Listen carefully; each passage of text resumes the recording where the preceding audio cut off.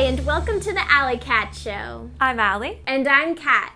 On Monday, conservative icon Phyllis Schlafly passed away at the age of 92. And while conservatives mourned and honored her, liberals were just busy dancing on her grave. A former Guardian reporter who now writes for Rolling Stone tweeted, "On one hand, it's a shame Phyllis Schlafly died, but on the other, it's always heartwarming when Satan calls one of his own home." Comedian Liz Winstead, who is the co-creator of The Daily Show, tweeted, "Phyllis Schlafly devoted her life to reducing women to chattel."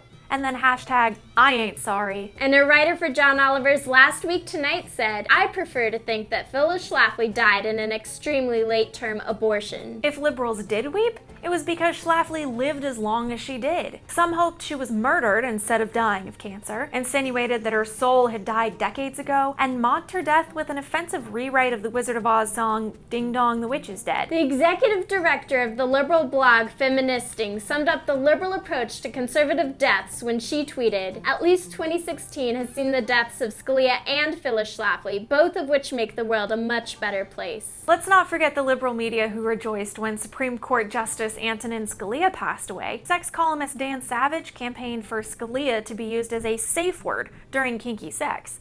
A Jezebel columnist called him a one-man disaster, and another feminist writer remembered him as a witch. It's a liberal trend to celebrate conservative death, but in the case of Phyllis Schlafly, it's particularly disgusting because so much of the hatred comes from feminists in the media. Feminists claim to be pro-women and to empower all women to pursue the lives they want to lead.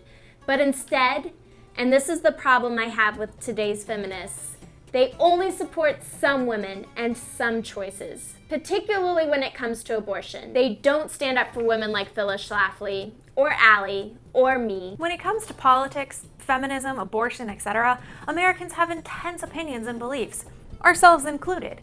And those beliefs clash all the time. But launching offensive personal attacks on people you don't agree with, especially when they've just passed away, is immature, disrespectful, and doesn't accomplish anything. When liberals disagree with conservatives, at the very least they should try to explain why. Saying the world is a better place without Phyllis Schlafly, or that she's going to hell, proves nothing about her and says everything about you.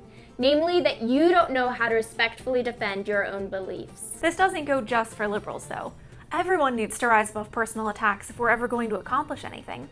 So the next time we see or hear something that we don't agree with, let's explain why we don't agree instead of calling the person fat or ugly or wishing they would just go die.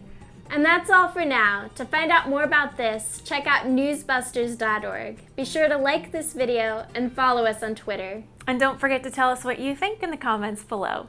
See you next time.